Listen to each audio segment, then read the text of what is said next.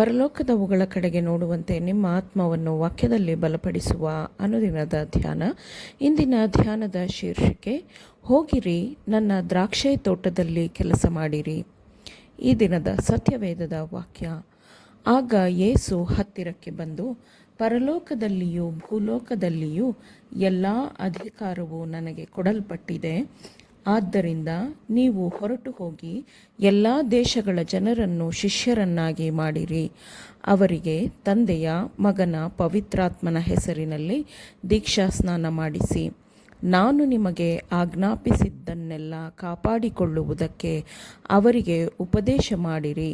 ನೋಡಿರಿ, ನಾನು ಯುಗದ ಸಮಾಪ್ತಿಯವರೆಗೂ ಎಲ್ಲ ದಿವಸ ನಿಮ್ಮ ಸಂಗಡ ಇರುತ್ತೇನೆ ಎಂದು ಹೇಳಿದನು.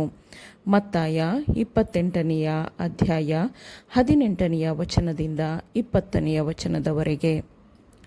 ದ್ರಾಕ್ಷೆ ತೋಟ ಮತ್ತು ಇಬ್ಬರು ಪುತ್ರರ ಸಾಮ್ಯದ ಪಾಠಗಳು ಸತ್ಯದ ಬೆಳಕನ್ನು ಹೊಂದಿರುವ ಎಲ್ಲರಿಗೂ ಹತ್ತಿರವಾಗುತ್ತವೆ. ಈ ಸಾಮ್ಯದಲ್ಲಿರುವ ಬೋಧನೆಗಳು ಬಹಳ ಮೌಲ್ಯಯುತವಾಗಿವೆ. ಜವಾಬ್ದಾರಿಯನ್ನು ಹೊಂದಿರುವ ಎಲ್ಲರೂ, ಅದು ಚಿಕ್ಕದಿರಲಿ ಅಥವಾ ದೊಡ್ಡದೇ ಆಗಿರಲಿ, ಈ ಬೋಧನೆಗಳನ್ನು ಅಧ್ಯಯನ ಮಾಡಬೇಕು. ದೇವರು ತನ್ನ ದ್ರಾಕ್ಷೆ ತೋಟದಿಂದ ಫಲವನ್ನು ಹುಡುಕುತ್ತಾನೆ. ಈ ಫಲಗಳು ತನ್ನ ಕೆಲಸಗಾರರ ಕೆಲಸದ ಫಲವಾಗಿರುತ್ತದೆ. ಕ್ರಿಸ್ತನಲ್ಲಿ ನಂಬಿಕೆ ಇಡುವ ಪ್ರತಿಯೊಬ್ಬ ಆತ್ಮಕ್ಕೂ ಮಾಡಲು ಒಂದು ಕೆಲಸವಿರುತ್ತದೆ. ಈಗಿರುವಂತಹ ಗಂಭೀರವಾದ ಪ್ರಾಮುಖ್ಯವಾದ ಸಮಯದಲ್ಲಿ ಯಾವ ನಿಜವಾದ ಕ್ರೈಸ್ತನೂ ಸುಮ್ಮನಿರಲು ಸಾಧ್ಯವಿಲ್ಲ.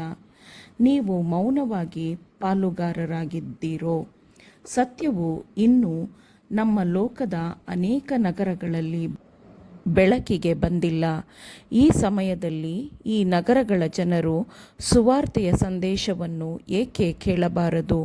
ಕ್ರಿಸ್ತನು ತನ್ನ ಸ್ವಂತ ರಕ್ತದಿಂದ ಅವುಗಳಲ್ಲಿನ ಜನಗಳನ್ನು ಖರೀದಿಸಿಲ್ಲವೇ? ಈಗಾಗಲೇ ಸತ್ಯವನ್ನು ಸ್ವೀಕರಿಸಿದವನು ಎಷ್ಟು ಮೌಲ್ಯವೆಂದು ದೇವರು ಪರಿಗಣಿಸಿದ್ದಾನೋ ಅಷ್ಟೇ ಮೌಲ್ಯವಾದವರು ಎಂದು ದೇವರು ಅವರನ್ನು ಪರಿಗಣಿಸುವುದಿಲ್ಲವೇ? ದೇವರ ಈ ದ್ರಾಕ್ಷೆ ತೋಟದ ಸ್ಥಳಗಳಲ್ಲಿ ಕೆಲಸ ನಡೆಯದೆ ಹಾಗೆಯೇ ಉಳಿಯಬೇಕು.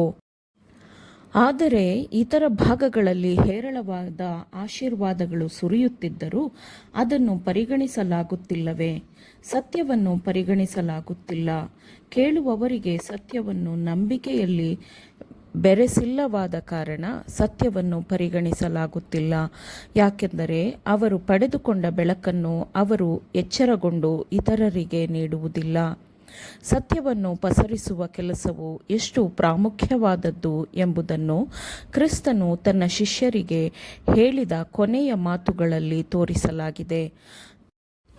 ತಾನು ಮೇಲೆ ಏರಿ ಹೋಗುವುದಕ್ಕೆ ಮೊದಲು ಕ್ರಿಸ್ತನು ಅವರಿಗೆ, ಅಂದರೆ ತನ್ನ ಶಿಷ್ಯರಿಗೆ, ನೀವು ಹೊರಟು ಹೋಗಿ ಎಲ್ಲ ದೇಶಗಳ ಜನರನ್ನು ಶಿಷ್ಯರನ್ನಾಗಿ ಮಾಡಿರಿ. ಅವರಿಗೆ ತಂದೆಯ, ಮಗನ, ಪವಿತ್ರಾತ್ಮನ ಹೆಸರಿನಲ್ಲಿ ದೀಕ್ಷಾಸ್ನಾನ ಮಾಡಿಸಿ, ನಾನು ನಿಮಗೆ ಆಜ್ಞಾಪಿಸಿದ್ದನ್ನೆಲ್ಲ ಕಾಪಾಡಿಕೊಳ್ಳುವುದಕ್ಕೆ ಅವರಿಗೆ ಉಪದೇಶ ಮಾಡಿರಿ. ನೋಡಿರಿ, ನಾನು ಯುಗದ ಸಮಾಪ್ತಿಯವರೆಗೂ ಎಲ್ಲ ದಿವಸ ನಿಮ್ಮ ಸಂಗಡ ಇರುತ್ತೇನೆ ಎಂದು ಹೇಳಿದನು. ಕ್ರಿಸ್ತನು ತನ್ನ ಕೆಲಸವನ್ನು ಒಂದೇ ಸ್ಥಳಕ್ಕೆ ಸೀಮಿತಗೊಳಿಸಲಿಲ್ಲ.